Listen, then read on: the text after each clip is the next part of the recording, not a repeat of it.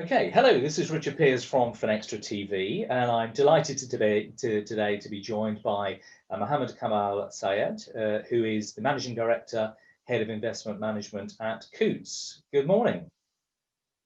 Good morning, Richard. Lovely to be here, and thank you very much for allowing me some time. Well, great to be with you. As you know, I was listening to Paul Van Zyl and yourself talk. For people who don't know Paul, he runs the Conduit Club and a great convener of people around sustainability. And I really enjoyed the conversation you had and wanted to share it with the folks at Finextra. I mean, tell us, something I liked that you spoke about, your time in Japan and your focus on purpose.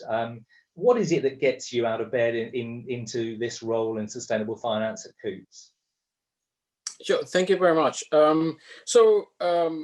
Just a quick summary of where I came from. So I started my career in investment banking many moons ago. That took me to Japan. And so I spent a good 9.5 years in Japan, in Tokyo, building the investment banking franchise, and in particular the capital markets and derivatives. That was so late 80s and through the 90s. And if you recall, that was the peak of the Japanese economic bubble. The Nikkei had hit an all-time high in 89, 90. And then subsequently, the next decade, if not 2 decades, was really unraveling a lot of the excesses that happened. And so it has many parallels to what then subsequently happened in the rest of the world, whether it was in 1997 in Asia, whether it was the 2008 financial crisis globally, etc. And what I learned in Japan, and it was really by accident because I loved, learning about the culture, visiting lots of different places, is the fact that many Japanese professionals at the time hardly ever moved, if at all, from one firm to another, which of course in the West was relatively normal, where you change jobs, every so often, and it's become increasingly the case. And so I could never understand why a person from one Japanese institution simply would not move to another institution, and it would really be quote unquote a job for life, which is what Japan ultimately became well known for. And so in that quest, I traveled and I tried to understand it. Of course, as you know, I describe Japan and the Japanese culture as an onion. You peel one layer and there's another layer, and you continue to peel and you never quite get to the core. But you get an appreciation of lots of very subtle history, which forms how these companies evolved and how individuals operate. And it was very much around society. So what that meant was that the individual really worked for a firm that became their family, their society, immediate society. And the firm, of course, then also had a role to play, an intrinsic role to play in society as a whole. So if you were happy within that family that was looking after you from cradle to the grave, and the firm was doing its bit through you for society as a whole, then it suddenly gave purpose without it sounding very corporate-like or very consultancy-like. So does that the transition that brings us across to Coutts, and tell us a bit about how Coutts thinks about this and how you sort of operate in the present day in the context of sustainable finance as a sort of exciting new area, but is it something that's been at the heart of what you do for a long time? Increasingly so. I don't think it would be fair to say that. I think we started off 5-6 years ago. So I joined about 8 years ago with the purpose, with a big P in mind. I think it evolved.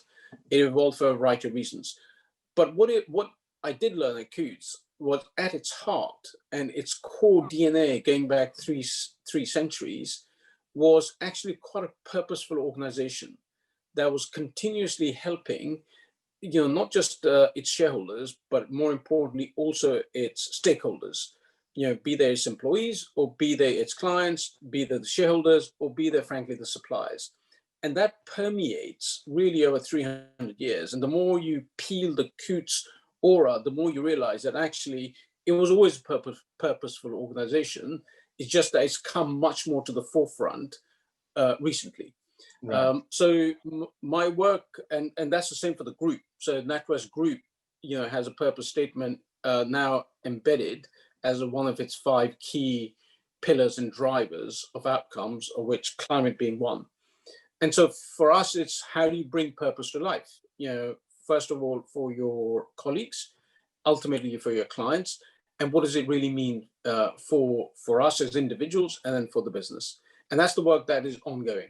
And of course, it's always a transition, as you say. It's an ongoing journey. I mean, Alison Rose, who I saw speak at the Ethical Finance Conference in Scotland this week, also at Cybos, she's made a very clear statement and is doing so about the role of NatWest in more broadly, and obviously, Coutts within that franchise, about addressing things such as climate change and social and governance in the broader sense.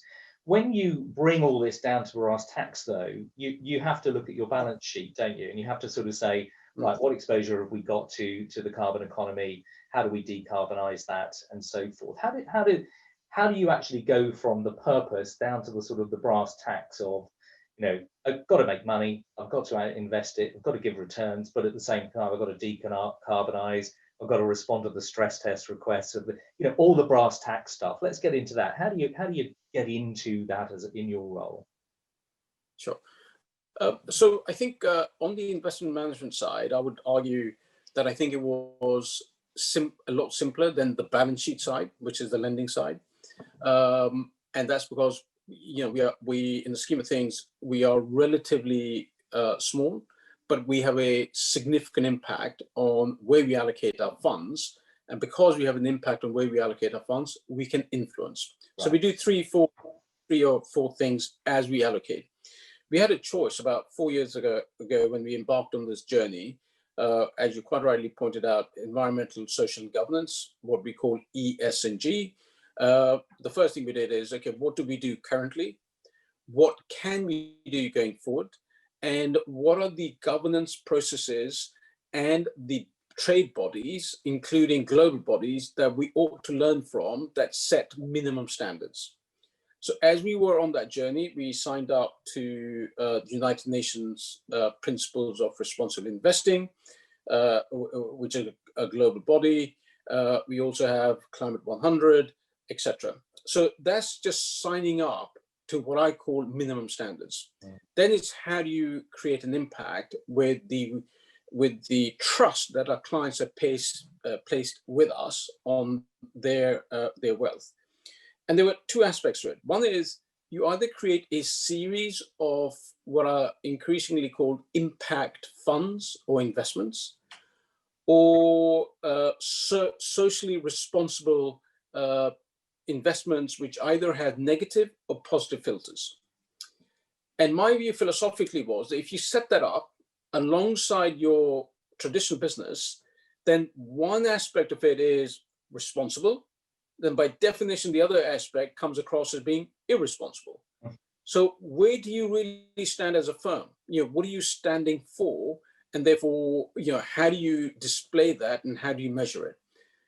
So we decided, actually, instead of creating what I think is 4, 5, even 10 years ago, a fashionable trend to have an impact fund or a socially responsible series of filters, we decided that actually everything that we do end to end in our investment management business, in our investment decision making, should have that filter, as opposed to here's a series of options for clients that are this way, and here's a series of options that's the other way.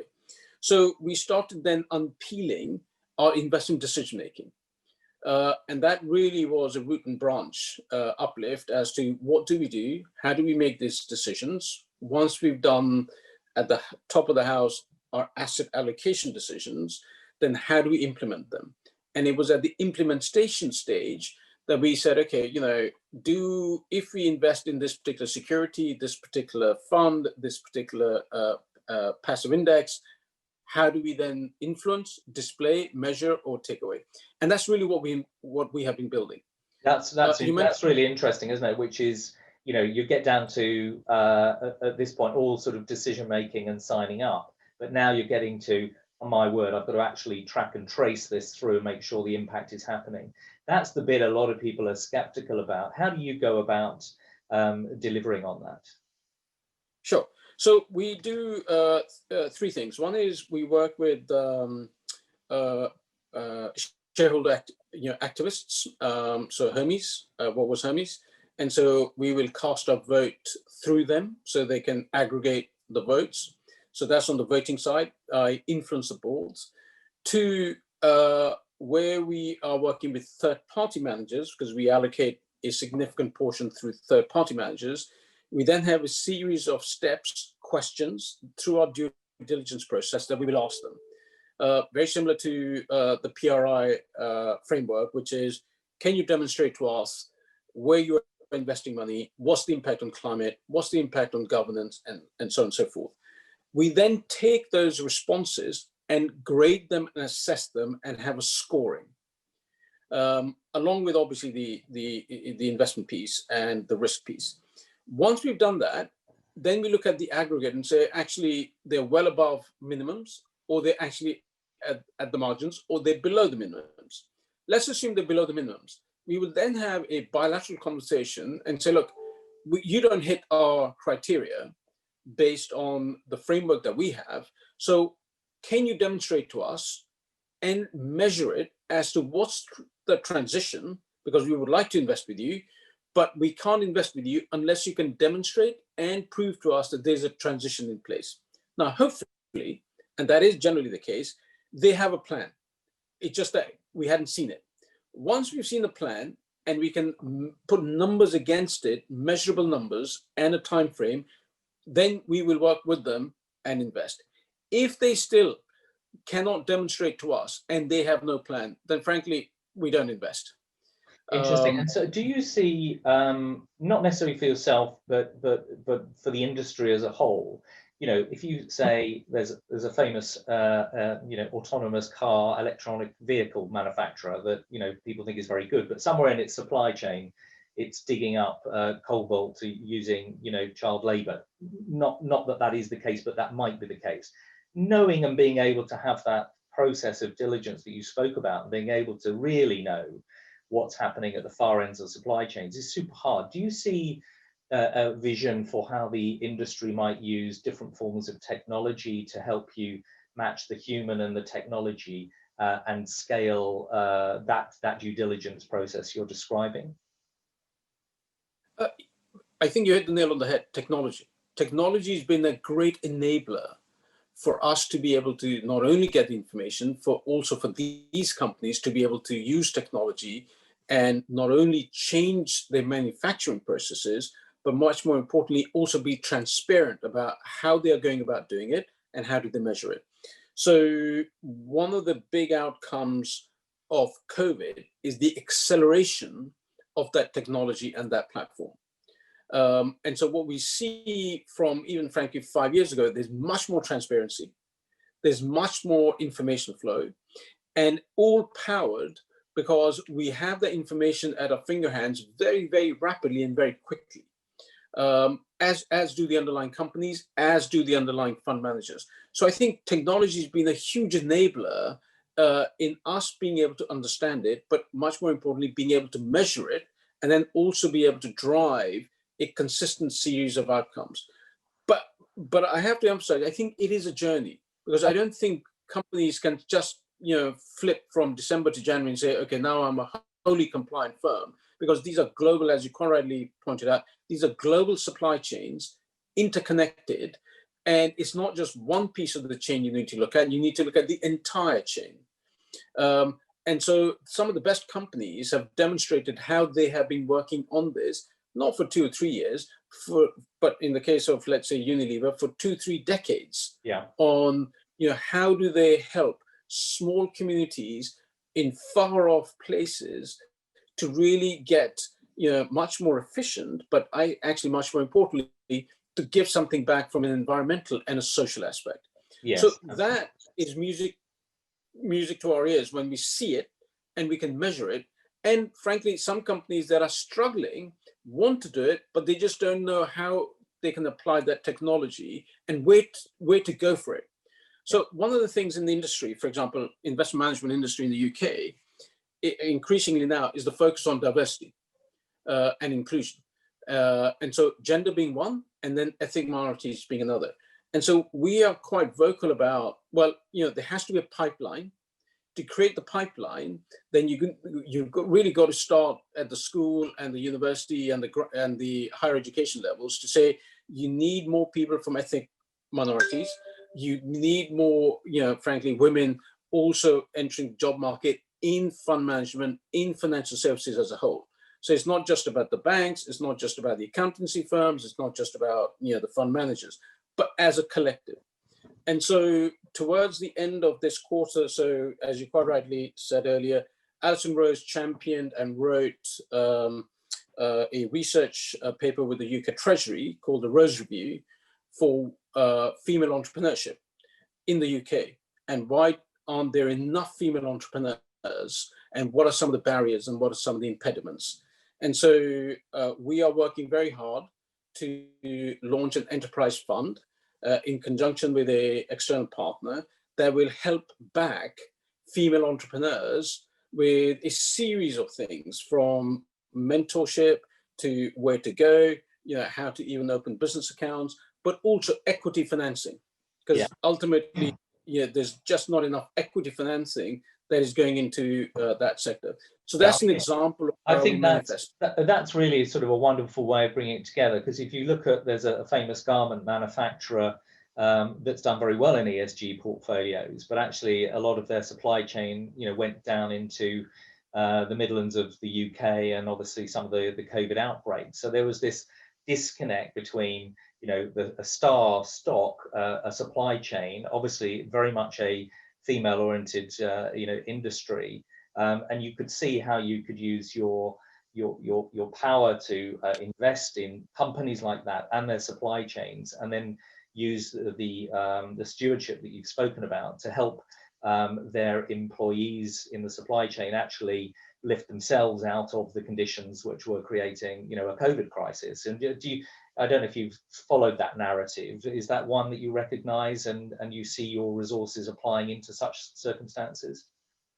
Absolutely, and that's absolutely the sweet spot where we as a bank, both Coutts but also NatWest as a group, can bring some of the influence to bear, but actually also help these companies. Because sometimes, when you have small companies, they don't have the wherewithal in terms of, well, where would I go even if I want to do this? Absolutely. Who are the specialists? How do I measure this? And what technology can I use? And so we can bring a lot of that to bear for our clients and therefore their supply chain. So, we, in fact, I think increasingly we're preaching to the converted, because many of them want to do the right thing. And that's the important thing. It is the right thing to do, as opposed to, well, it's a nice to have, let me look at the profitability, etc. No, evidence has shown that you can have very sustainable growth. And in fact, the only way to have sustainable growth is to have all of these lenses and filters applied. And therefore, we hopefully are one of the stewards amongst many, because everyone has a role to play. Absolutely. Mohammad, I think that's a wonderful point to leave us. And I know you've got a busy day. Thank you for sharing your thoughts and more importantly, your actions. Look forward to speaking to you again shortly. Thank you very much, Richard. And thanks for the invite. Bye-bye.